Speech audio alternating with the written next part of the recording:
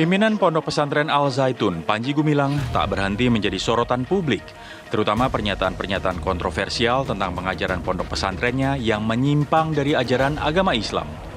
Pondok pesantren Mahat Al Zaitun menjadi viral pertama kali saat ibadah sholat Idul Fitri 1444 Hijriah yang mencampurkan jemaah wanita dan laki-laki dalam satu saf. Selain itu, ada juga sorotan tentang pernyataan Panji Gumilang yang meragukan kebenaran Al-Quran hingga uang tebus dosa. Sederetan kontroversi Ponpes Al Zaitun ini sebenarnya sudah terjadi sejak puluhan tahun lalu yang bersangkut erat dengan doktrin ajaran, afiliasi kelembagaan, dan konsep keagamaan yang dipahami. Akibat dari kontroversi ini, ribuan orang berunjuk rasa di depan Pondok Pesantren Al Zaitun di Indramayu, Jawa Barat.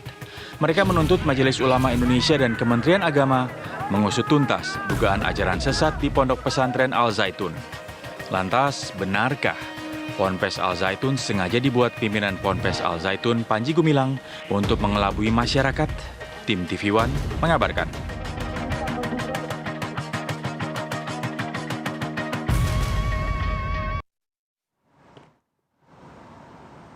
Ya, kita akan dalami hal ini bersama dengan narasumber kami yang sudah hadir di studio. Ada Buya Anwar Abbas, Wakil Ketua Umum MUI. Selamat pagi, Assalamualaikum Buya. Waalaikumsalam warahmatullahi wabarakatuh, Mbak Maria, ya. Mas Bayu.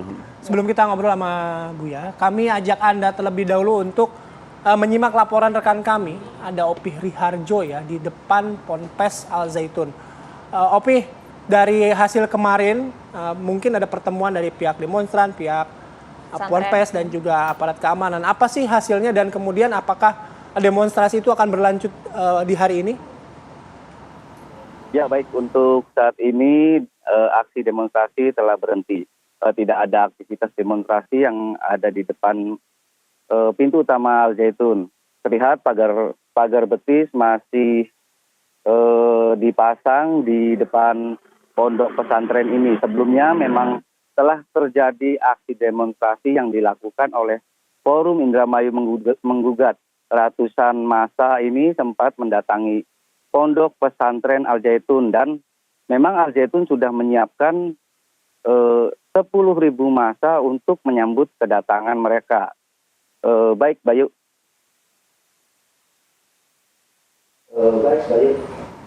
Iya, Opih, hasil kemarin artinya belum ada mediasi kah hingga saat ini? Ya, betul sekali, Maria.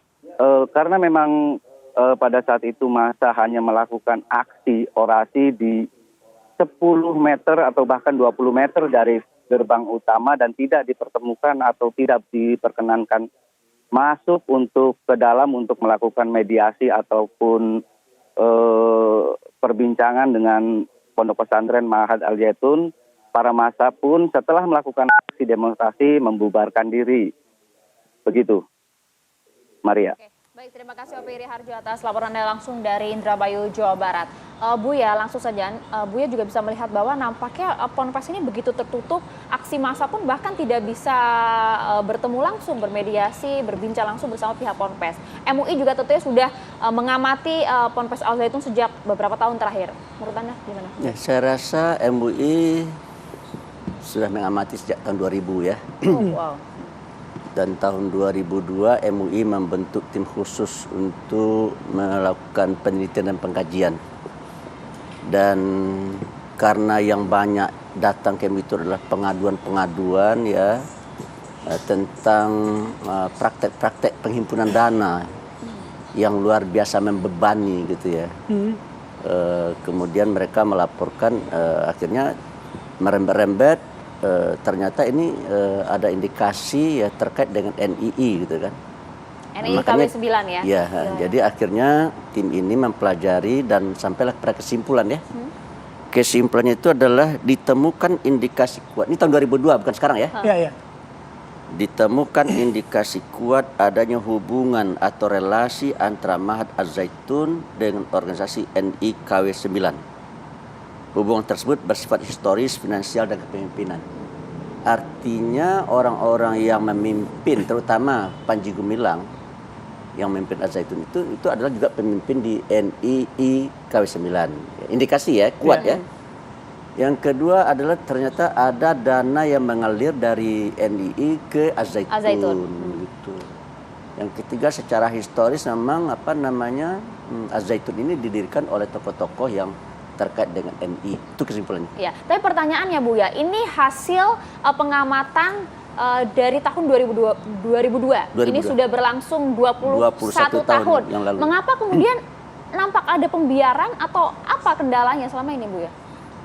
Saya melihat setelah Majelis Ulama Indonesia menjelaskan hasil pengkajian dan penelitian ini suasananya agak adem ya. Adem.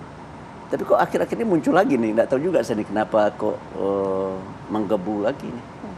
Terutama menurut saya pernyataan dari Panji Gumilang ini sangat kontroversial ya. Dalam perspektif kenegaraan dan juga dalam perspektif keagamaan. Dalam perspektif kenegaraan misalkan ya beliau menyatakan bahwasanya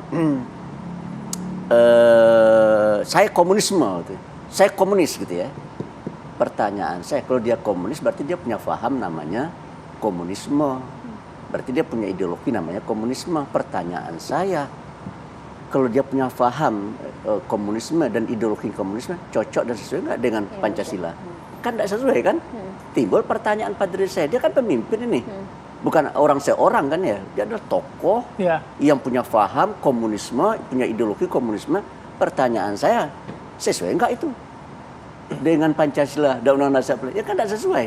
Kalau nggak sesuai, kenapa kok nggak ada tindakan? Nah itu dia pertanyaannya Buya. Nanti mungkin Buya bisa jelaskan lebih lengkap ya. Itu pertanyaan saya. Oke, nanti kami bahas lebih lanjut lagi, tapi kami harus jeda. Apa kabar Indonesia Pagi akan kembali sesaat lagi.